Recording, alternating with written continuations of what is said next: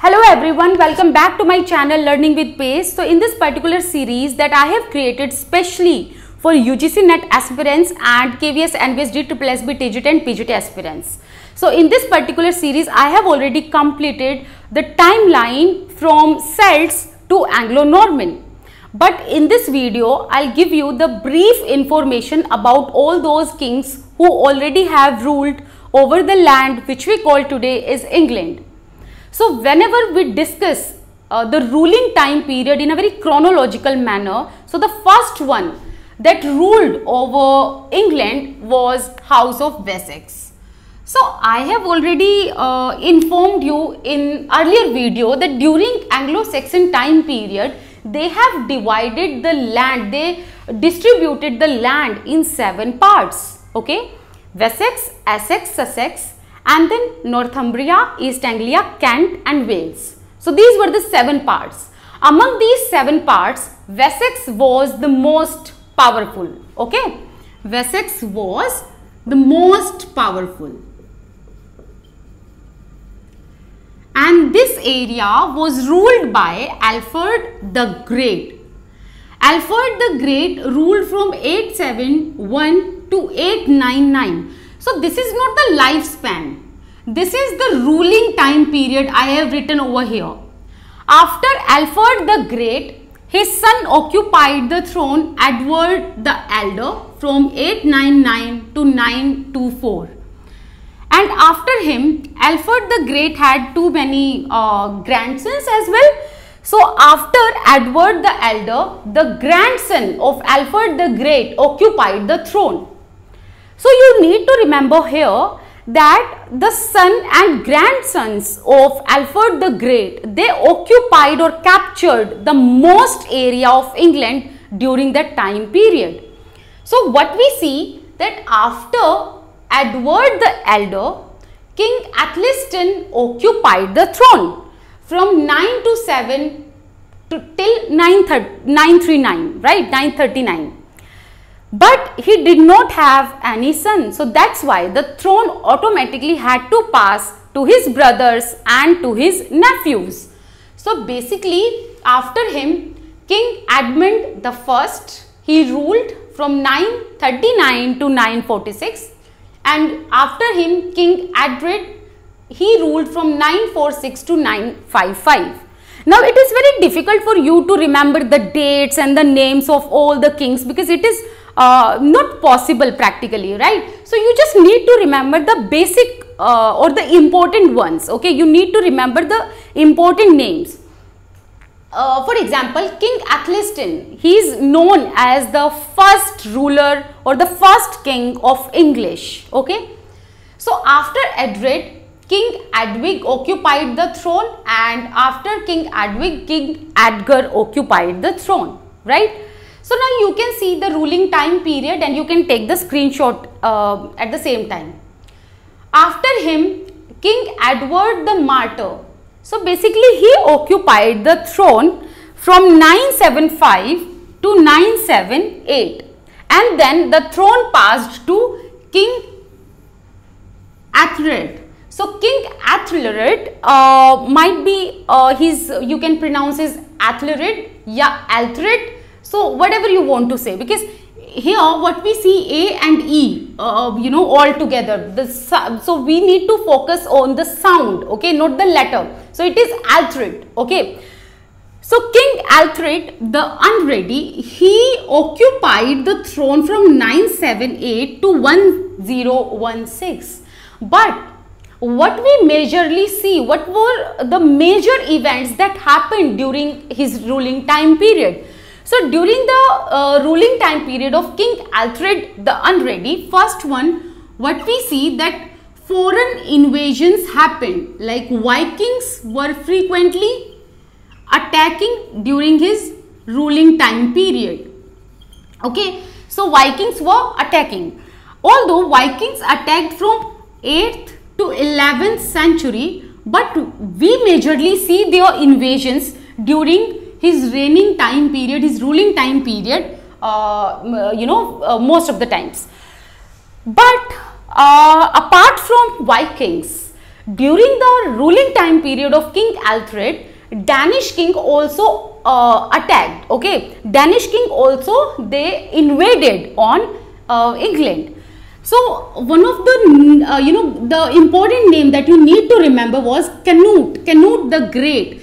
So basically he attacked during the time period of King Alfred and occupied the throne and captured the area of England, right? So he ruled almost 20 years, and after him the last ruler of Anglo-Saxons again recaptured the area. Now you need to remember that here what we see कि सभी Anglo-Saxons के lineage में आते हैं, but here the throne is lost to some foreign people for 20 years, but again it was recaptured by the same lineage. So Edward the Confessor, he was the last king of Anglo-Saxons. Okay, so he was the last king of Anglo-Saxons and he occupied the throne and he recaptured the throne from or recaptured the area from Canute the Great. Now here Edward the Confessor is a very most turning point. How? Basically Edward the Confessor did not have any child to whom the throne can be passed.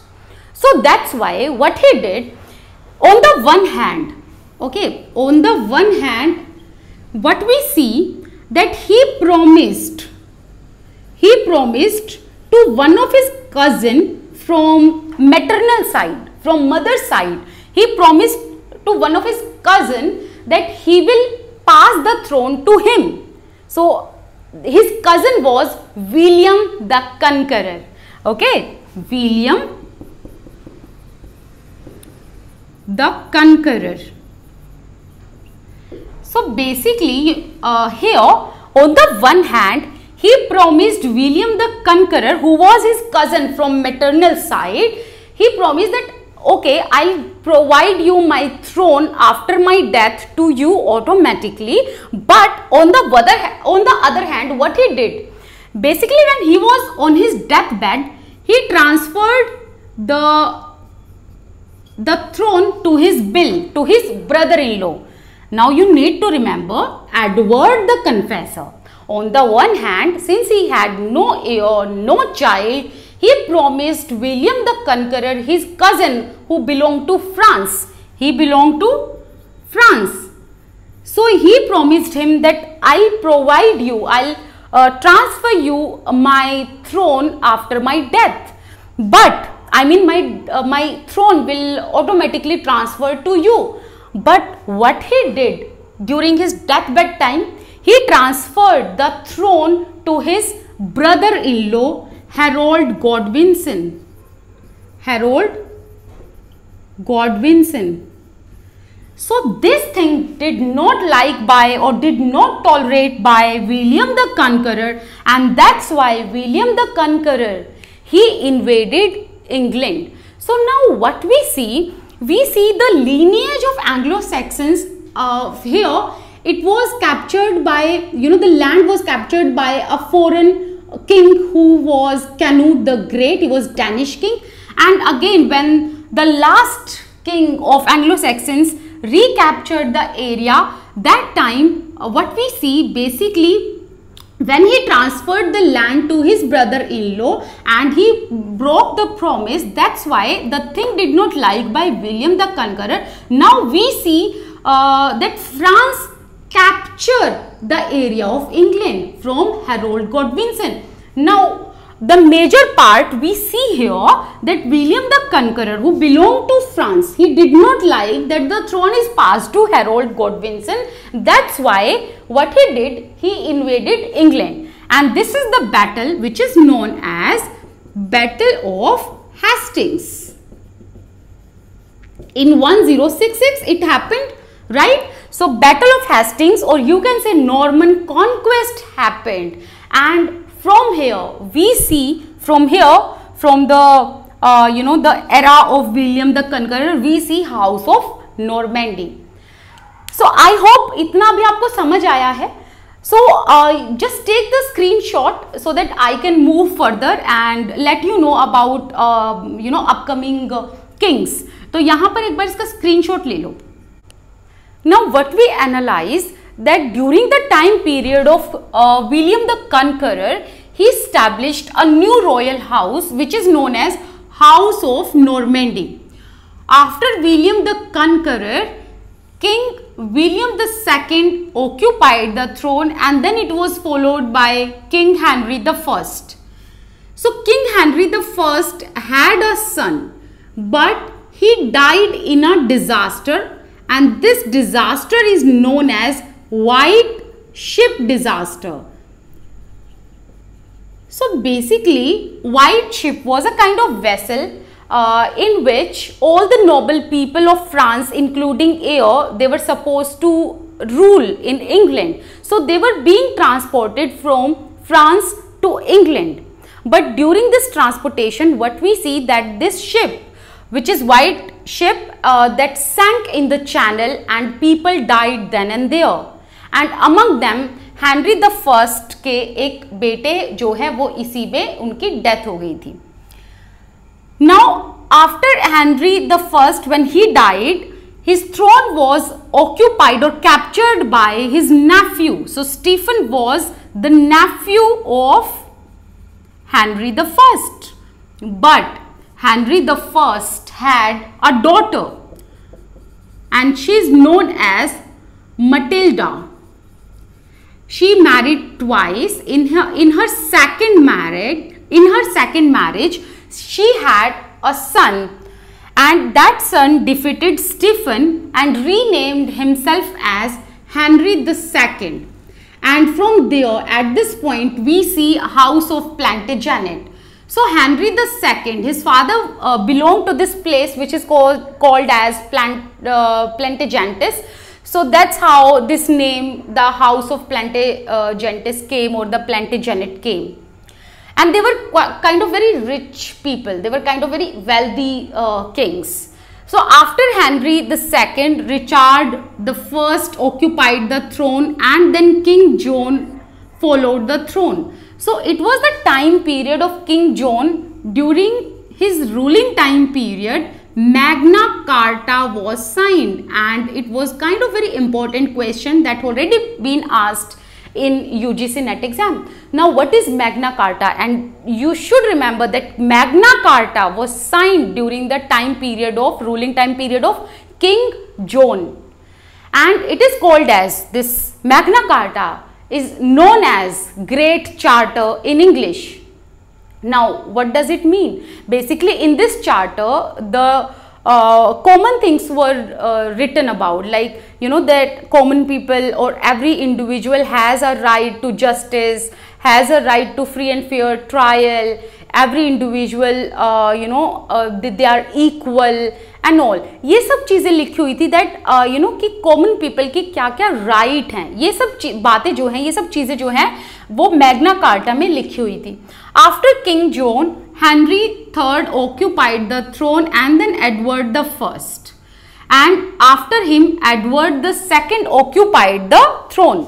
So here what is very important thing you need to remember, that during the time period of King Edward the First, at this point a title, a very special title, which is Prince of Wales, it was started to given all the eldest son of kings. Why? Because Edward the First, he conquered Wales, and at this point this title Prince of Wales, it was given to eldest son of all the kings. And then the throne was occupied by Edward II, and then Edward III, and after him Richard II, and then Henry IV. Now Chaucer has seen three rulers time period, started from Edward III, then Richard II, then Henry IV. After Henry IV, we see the time period of Henry V and then Henry VI.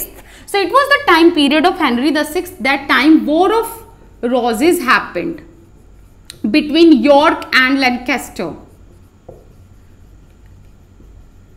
and in this particular war, York won the battle. Okay, so don't worry, War of Roses, I'll discuss that in detail in upcoming videos.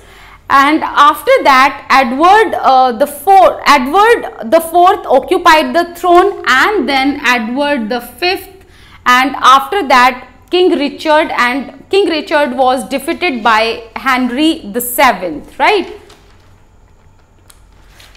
Now what we see that after Henry the Seventh, Henry the Eighth occupied the throne, and from that point, or that time period when Henry the Eighth occupied the throne, that time period जो है, that is known as Tudor dynasty, and from where Tudor dynasty begin. Okay, so I think you need to take the screenshot and then we'll move further. So here you need to remember that during the time period of King Henry the Eighth, House of Tudor, or you can say Tudor dynasty established, right? So Henry the Eighth, he married 6 times. ठीक है, इन्होंने 6 बार शादी की थी, 6 times. Why? Because he wanted a son. So first he married with Catherine of Aragon, and they both got divorced, but they had a daughter, Queen of Mary. Then he had a sort of marriage, unsuccessful marriage with Anne Boleyn, and she was beheaded, but he had a daughter with her, and her name was Queen Elizabeth. Then Jane Seymour, she also gave birth, but she died just after giving birth. Then he married to Anne of Cleves. They both got divorced. Then he married to Catherine Howard. She was beheaded. Then Henry the Eighth married to Catherine Parr, but somehow, luckily, she survived. Now, after Henry the Eighth, the throne was followed by his son Edward the Sixth, but he died when he was in his teenage years, and he died very early. After him, the throne was followed by Lady Jane Grey, but she ruled only for 9 days. And after her, the throne was passed to Queen Mary, and she, from 1553 to 1558, she ruled England. And she is known as Bloody Mary because she wanted to revert England back to Catholicism, and in that case she assassinated many people, बहुत लोगों को मरवाया था. On the other hand, she married to King Philip of Spain, but they did not have any child, so that's why automatically the throne passed to Queen Elizabeth. So Queen Elizabeth is known as Virgin Queen because she never got married. She had no child, and during her time period, what we see that the plays written by Shakespeare, it was performed. Okay, and with the end of Queen Elizabeth, we see the end of Tudor, the House of Tudor. And you need to remember, the House of Tudor में जितने भी king and queens थे, they belong to England, and after Tudor dynasty, House of Stuart or Stuart dynasty began, and they were from Scotland. So first, in Stuart dynasty, we see King James the 6th and 1st. So basically 6th and 1st, what does that mean? So King James, the 1st in England and 6th in Scotland. So he was King James the 6th. He was the 6th king. Okay, 6th not in the number basically. His father was James 5th and he was named as James 6th, right, in Scotland. But when he came to England, so he was given a title King James the 1st. And I think I should tell you the background that how King James the 6th became a king of England. So basically this person, Henry the 8th, he had a sister whose name was Margaret, and she married the King of Scotland. Okay, she married the King of Scotland. They both had a son whose name was James V, and he had a son whose name was James VI. So this James VI, he came to England and renamed himself as James the First of England and Sixth of Scotland. Okay, you need to remember this. Now after King James the Sixth and First of England, King Charles I came and occupied the throne from 1625 to 1649, and after him the interregnum period started. There were no king during that time period, and that's why the period is known as interregnum period. So this period started just after King Charles I, and then restoration happened when King Charles II occupied the throne. Okay. Now the important point is, so King James, this person Charles II, he was very lavish person. Okay, he used to live a very luxurious life, and he had a brother whose name was James II. Okay, James II. So James II was brother of Charles II, and he was kind of very cynical type of person. But James II had two daughters. Okay, James II had two daughters. Elder one is known as Queen Mary, and the younger one is known as Queen Anne. So I think you need to take the screenshot right now so that we can move further.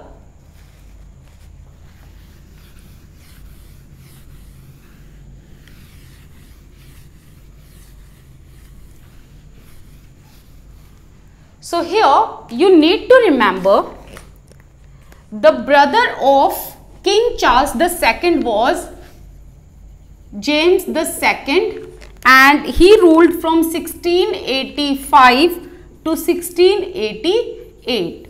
So he had two daughters, Queen Mary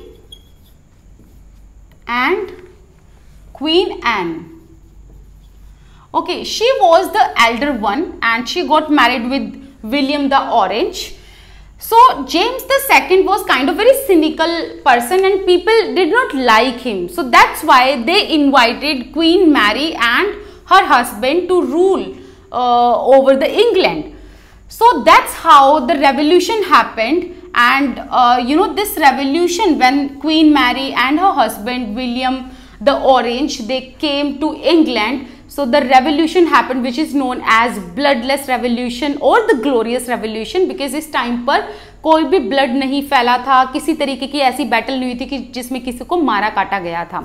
Okay, but after Queen Mary and her husband Queen Anne occupied the throne. I think you need to know the time period basically. So Queen Mary जो है, she ruled England from 1689 to 1684, and her husband King William the Orange, he ruled from 1689 to 1702.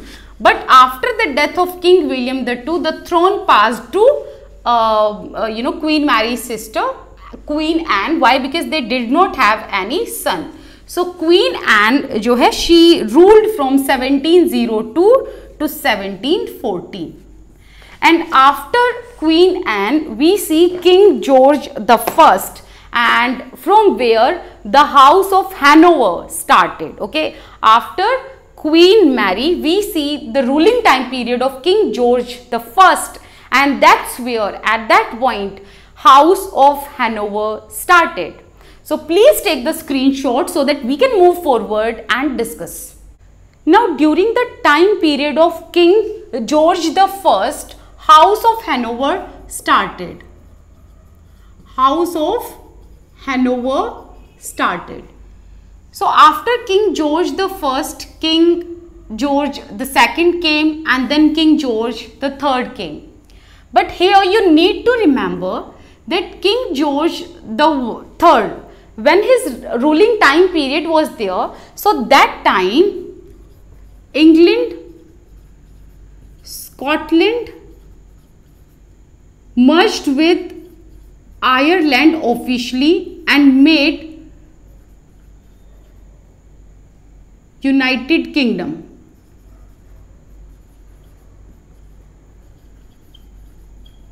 Now before that, you also need to remember that during the time period of Queen Anne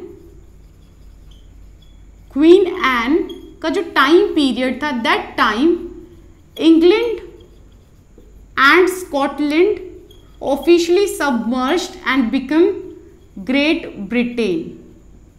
And during the time period of King George III, England and Scotland officially merged with Ireland and become United Kingdom. Then after King George III, King George IV came, and then William IV, who was his brother. And then the era of Queen Victoria started, and after her ruling time period, her son occupied the throne, Edward VII, and after Edward VII, his son followed the throne, and his son name was George V. And during his time period, World War I happened, and during his time period, this House of Hanover, this title has been changed to House of Windsor.